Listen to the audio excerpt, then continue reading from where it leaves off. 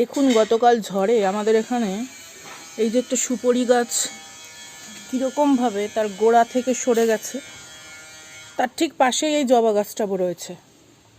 কতটুকু দূরত্বে এই সুপারি গাছটার থেকে এই জবা গাছের, এবং এই জবা গাছটায় দেখুন কতটা ফুল ভরে রয়েছে, কতগুলো ফুল ভরে রয়েছে জবা গাছে, দেখতে পাচ্ছেন? তো আজকের রিডিংয়ের এটাই হচ্ছে থিম।